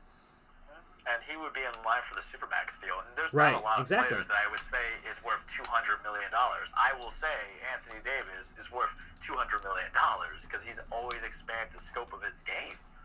He's shooting 3-pointers now comfortably. Yeah. And he's connecting. You don't get that with a lot of big men who are grit and grind. You get some finesse big men, but he is just an all-around package. Yeah. It's funny. There's down here, obviously, the talk with the Miami Heat is, why don't they trade for Anthony Davis? Why? First off, what are you going to trade? Because it's going to take Josh Richardson, Justice Winslow, Bam Adebayo. That's for sure. All 3 of those guys are leaving in a package for that. And can you entice Davis to stay after that? That's the other thing. I don't know. I mean, They'll have the cap space. That's just fun thinking. Yeah. That's just fun thinking. But right now you just if you're the Benson estate, because I think Gail, now that Tom died, she's the one overseeing it along with Mickey Loomis, is just keep him happy. He does it, and here's the thing: you're not hearing it. Like you mentioned, the Warriors. Clay's unhappy. Well, Clay's not really unhappy, but Draymond's a little bit unhappy. KD's a little bit unhappy. You're not hearing about Davis. This is a guy who's been there for 6-7 years, so that's a good sign for you. Right. Build your team, and if you're making a good steak and there's some fat around that meat, you just cut out the fat. You don't throw away the steak. No, I like that. Interesting analogy. Exactly. I actually like that. Shout out to steaks. Obviously, I'm thinking about food. Taco Bell, which has steak. Yeah, that's what started that my Coquito rant. Perfect. Okay. All right. So that's the NBA talk. I'm sure Andrew was just trade him to the Magic, so fix the franchise, so that way I can start caring about them again. Maybe that's Andrew's thoughts.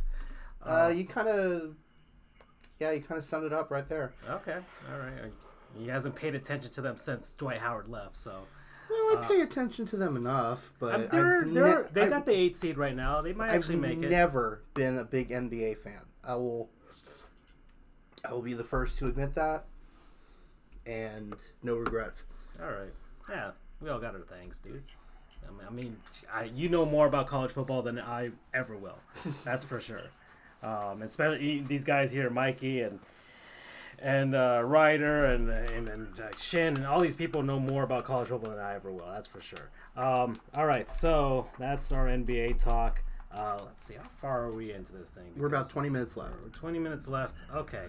I guess we can. You have a couple more segments to hit on. We might not get to all of them. That's for sure. Actually, I'll cut out the baseball talk. We can talk about that next week. There's nothing. Oh, come on, Mike Modano, who's a douchebag, by the way. He thinks that the Panthers should be moved to Quebec. Him of all ambassadors of the league type of thing. I mean, why? You should be trying to grow the sport, dude. Seriously. Anti-sponsors of Mike Modano.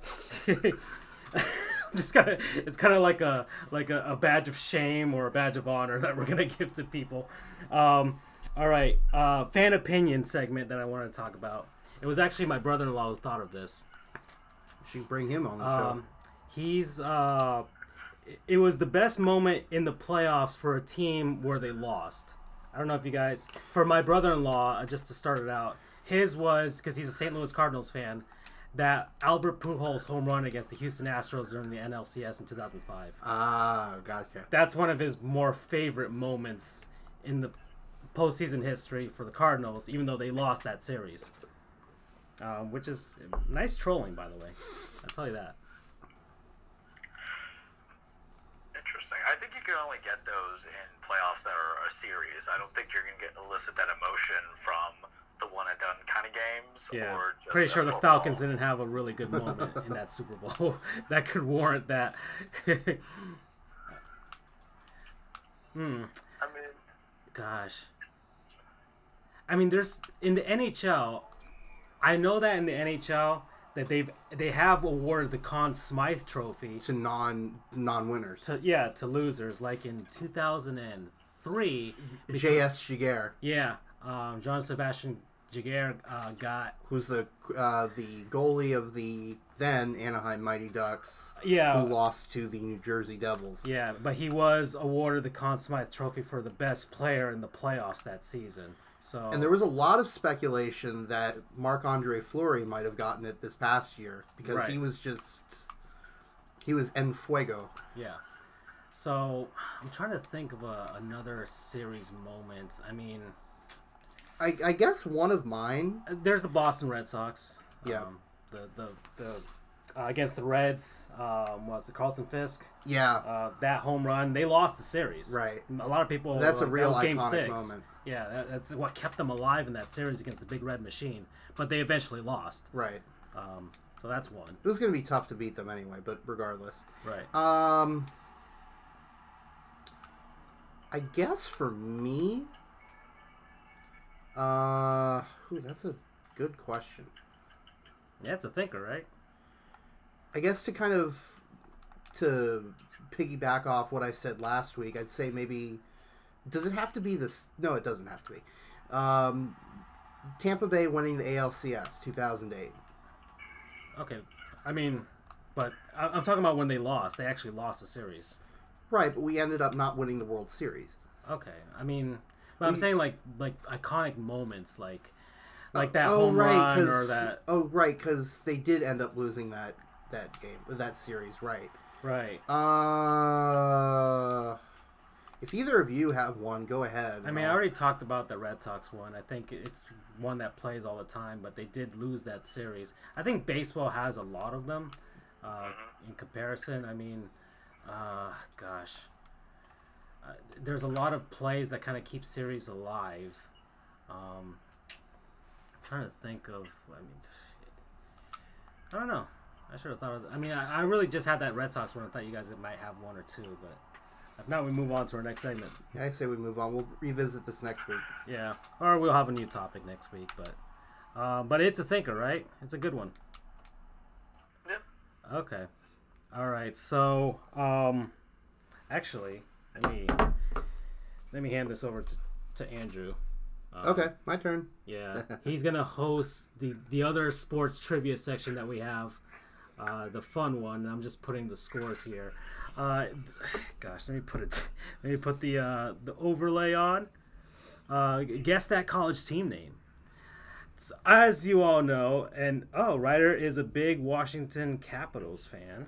This Caps game is they're playing the Penguins today. They're perennial rivals. Yep. So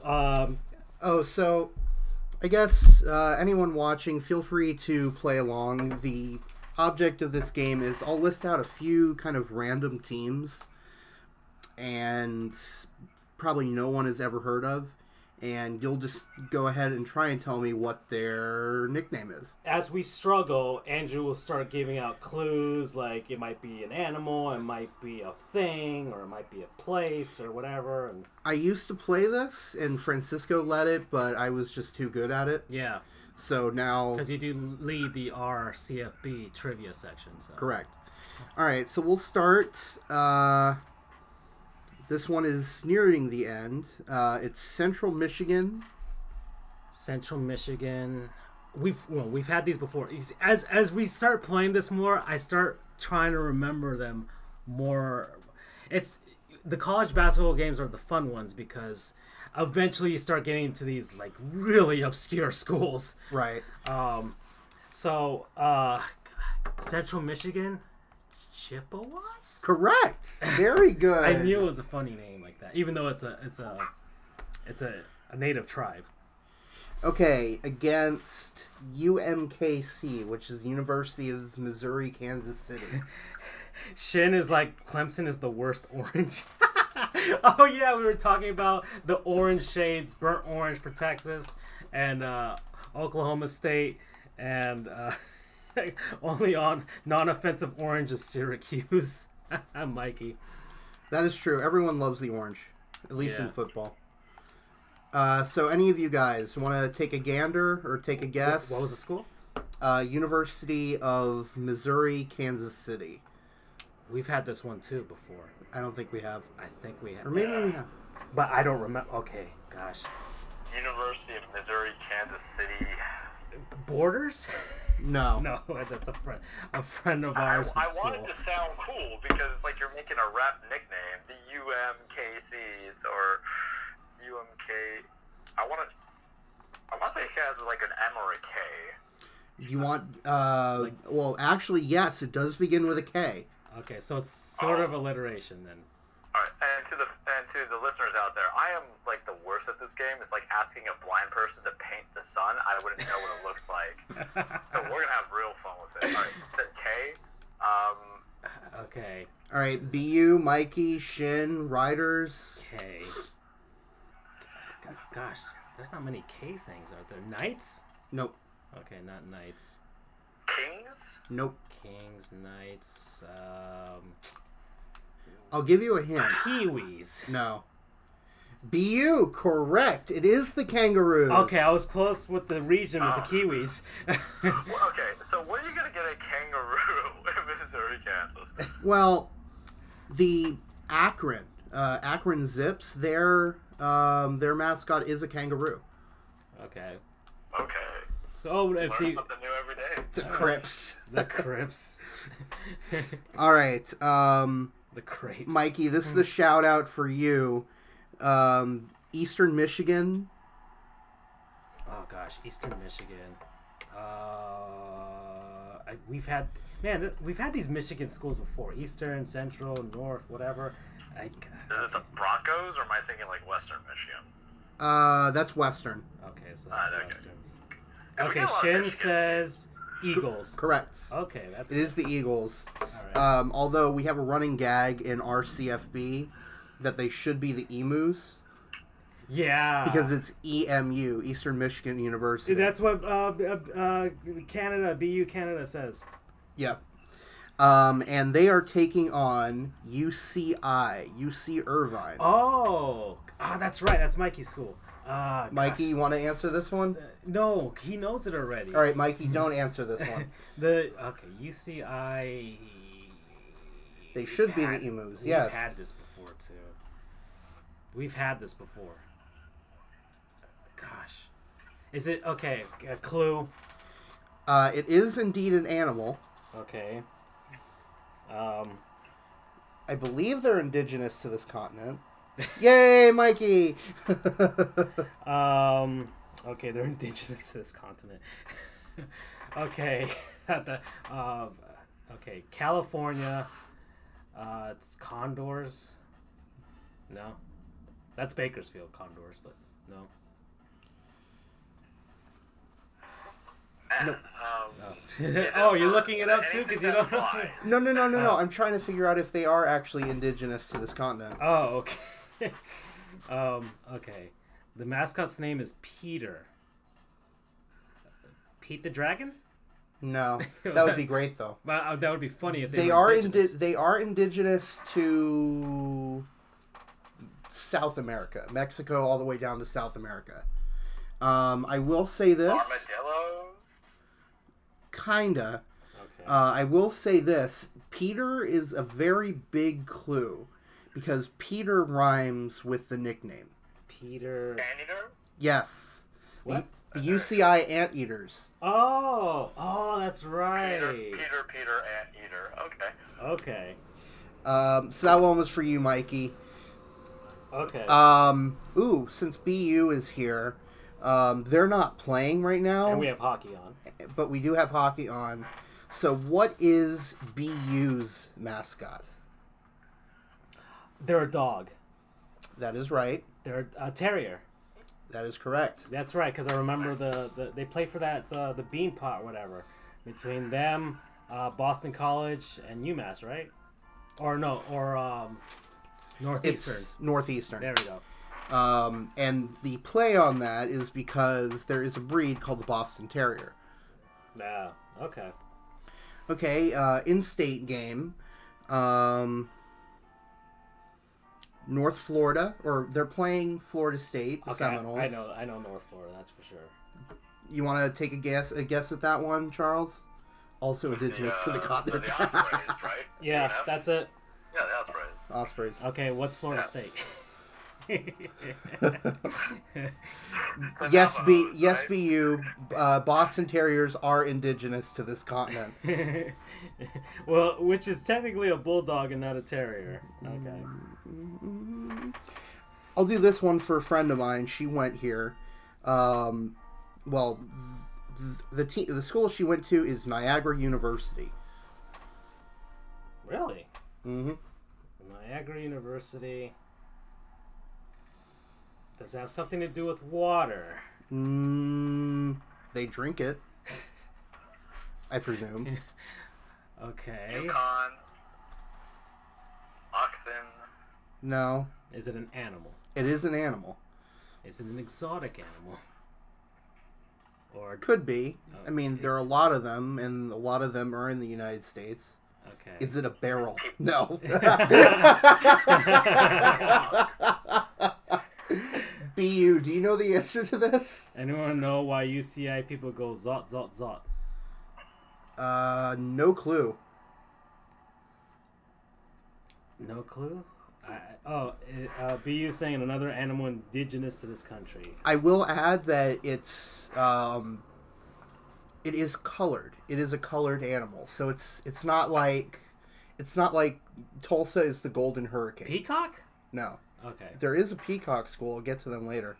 But kind of like how it's the Golden Gophers. Okay, BU got it. Niagara Purple Eagles. Thank you. I was going to okay. torture them. All right, and they're playing Cleveland State. They're a D1 hockey school. Oh, I did not know that. I did not know that either. My friend went there, so shout out to Niagara. So they're playing Cleveland State. I'll do one more after this. Cleveland State. Oh, gosh. Frickin' Norris Cole went there. I blame the delay. Gosh. Okay. Who went there? Norris Cole. The backup to the GOAT, Mario Chalmers. Okay. Oh, and to your point, there is a school called St. Peter's. Their mascot is the Peacocks, and they're playing the Fairleigh Dickinson Knights. Okay, so Mikey's saying that there's a comic strip by Johnny Hart called BC where the anteater character goes Zot.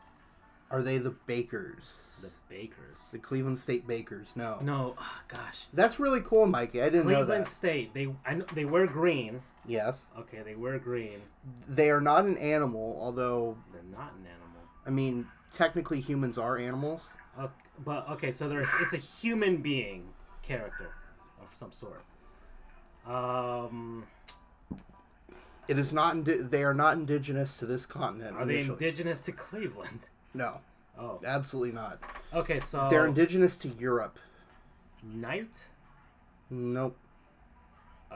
Crusaders? Nah, kinda, sorta, not really. Cleveland State Vikings. Correct. Oh, gosh. Oh. Okay. All right, so I'll end this one quick because I want to get to that new one. Okay. That you're doing. Oh yeah, that's right. That's it. That's it for tonight for that one. Okay, so we'll because we've got what? How far are we into this? We got 3 minutes. Okay, so I'll probably just do a couple, just to, I probably just to, I guess off the top of my head. Well, tell them what the segment is. Okay, so the segment is, and I guess we'll just put this back in the regular overlay here, because I didn't make it just yet. So the premise of this game is, because I am Hispanic, my Spanish isn't the best, but I thought it would be fun to translate some team names into Spanish and see if you guys or Charles or Andrew can guess who it is in English. Okay? Am I the only person here who can only speak English? Yeah, like I'm like semi-bilingual. Yeah, per your job. Okay. Right. But I'm pretty sure you don't tell people, ¿Viste el juego de los Marlins de Miami? I do not say that. Okay, you do not say that. Okay.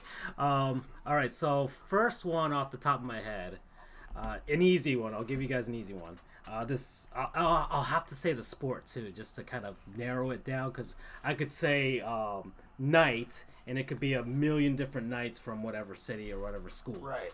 Okay, so I'll keep it to baseball for now, since we didn't talk about baseball today. Mm-hmm. Los Rojos. You want to take that one, Charles? Well, okay, the Reds. Okay. I'll take the next one.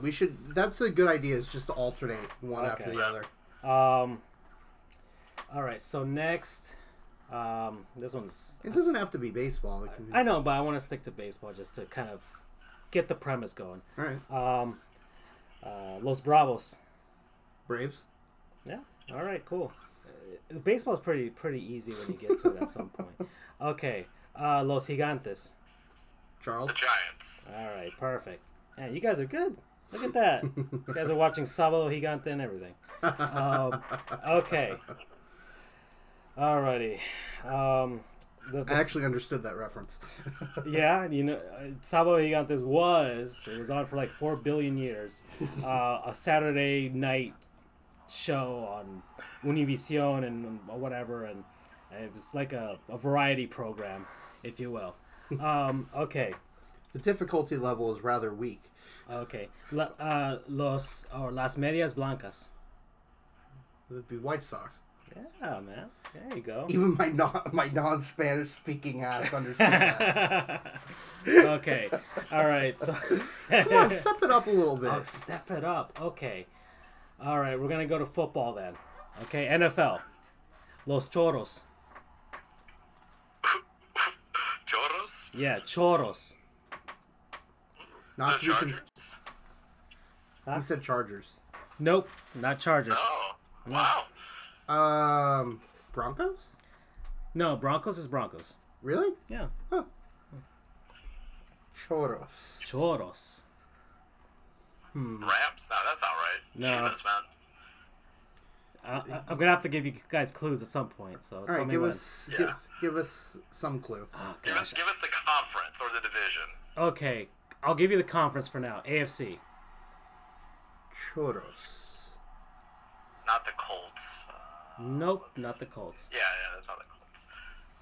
It's like my brain's going through emotion here. All right. Browns? No. Nah, that won't be a dead giveaway if.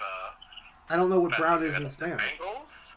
Chiefs? No. Shin says Chiefs. Nope. It's not the Chiefs. Nope. Choros. Okay, I'll give you the division. East. AFC East. Which The team? Bills? No. Or the Jets? There you go. There you go. Wow. Good That old- I never knew. The good old butt fumbles. Actually, I want to see what butt fumble translates to. Well, let's do it later. We're running out of time. I want to get a few okay, more in. actually, no. Actually, we should just end it here. Aw. We're at the 2-hour mark, and I'll plan it a lot better next time.